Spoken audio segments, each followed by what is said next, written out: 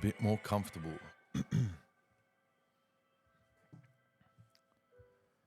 I like this. It's forcing me to read. That was the plan. Forcing me to fucking read and get it. So, The Master and His Emissary, The Divided Brain and the Making of the Western World by Iain McGilchrist. So I'm up to page 64 and the chapter heading is Reason versus Rationality. I think this one's only like a page and a bit long. So, despite the right hemisphere's overwhelmingly important role in emotion, the popular stereotype that the left hemisphere has a monopoly on reason, like the view that it has a monopoly on language, is mistaken. As always, it is a question of not of what, but of in what way. In fact, reasoning is of different kinds, and though linear, sequential argument is clearly better executed by the left hemisphere. Some types of reasoning, including deduction, and some types of mathematical reasoning are mainly dependent on the right hemisphere. More explicit reasoning is underwritten by the left hemisphere. More explicit reasoning. Less explicit reasoning, such as often involved in problem solving, including scientific and mathematical problem solving, by the right hemisphere. There is a relation between the pleasurable aha phenomenon of insight and the right amygdala, which mediates interactions between emotions and higher frontal cognitive function. Oh, what the fuck? So I need to make sure I didn't fucking hit the mic out. In fact, the extensive body of research now indicates that insight, whether mathematical or verbal, the sort of problem solving that happens when we are precisely not concentrating on it, is associated with activation in the right hemisphere, mainly in the right anterior temporal area, specifically in the right anterior superior temporal gyrus, though where there are high levels of restructuring involved, there is also activity in the right prefrontal cortex. Insight is also a perception of the previous incongruity of one's assumptions, which links it to the right hemisphere's capacity for detecting an anomaly.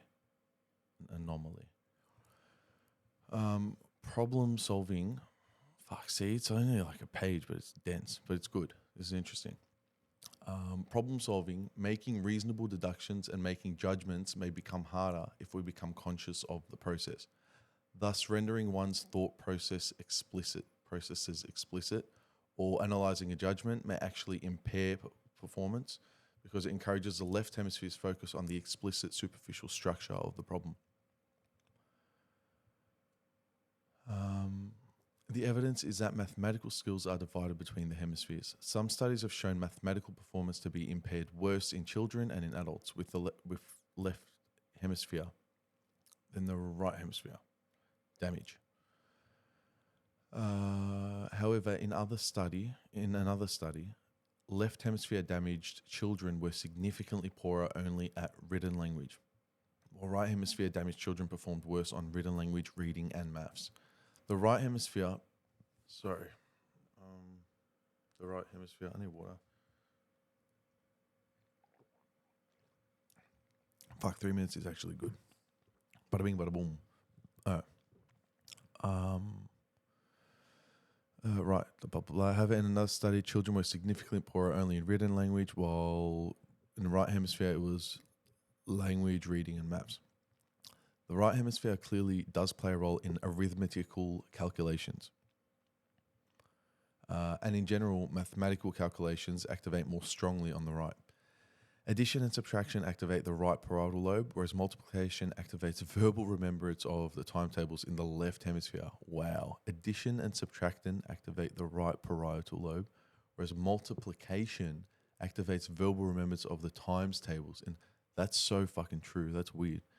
Calculating prodigies,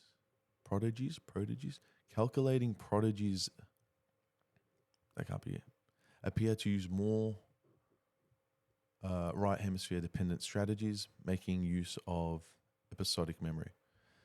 The right hemisphere appears to be crucially involved in the process of deductive reasoning, a process which is independent not only not only of left hemisphere language areas, but also of right hemisphere visuospatial areas. For example, even in the absence of any correlated visual input, example where problems are presented acoustically via headphones.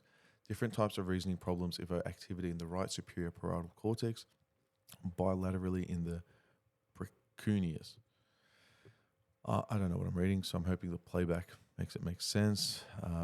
That the precuneus is involved. Hey Siri, what's a precuneus? The Toyota Prius is a No, not the fucking Toyota Prius. Is involved is in itself interesting because the precuneus, a center that lies deep inside the parietal lobe, is deeply connected both with emotion. It forms part of the limbic system and the sense of the self. It is one of the brain's most consistently hot spots with a high resting metabolic rate. And it goes quiet in altered states of consciousness where the sense of self is no longer active. All right, that's fucking cooked, Here's actually. what I found. Shut up. Okay. Okay. Oh, fuck. Didn't expect that. Oh no, next page, 66. And half this page, and then it's actually done. Sleep, anesthesia, and vegetative states, whatever. Oh, that's when the thing is off, where there's no sense of self. So sleep, anesthesia, and vegetative states.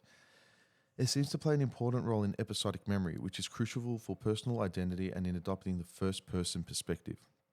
And in fact, deductive logic is also associated with the right ventromedial prefrontal area of the brain, an area known to be devoted to emotion and feeling.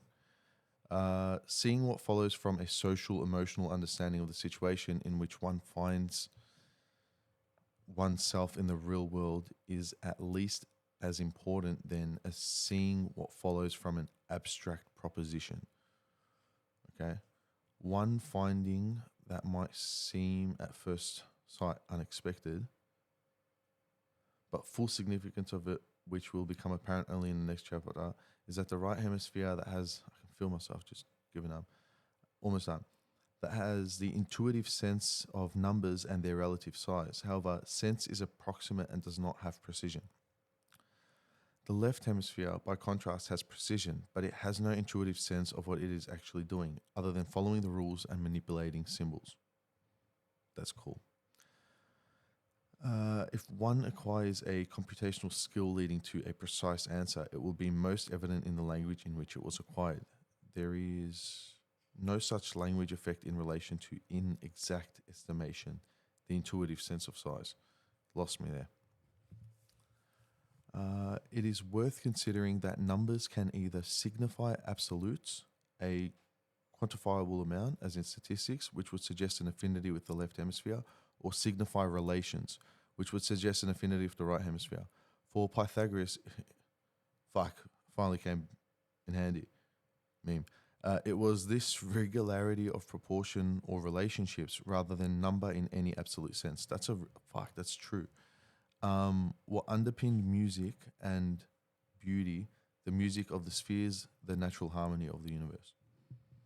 Shit. And that's 8 minutes. This one might actually be fucking uploadable. Next paragraph heading is the twin bodies, but I'm going to cap it there and listen back.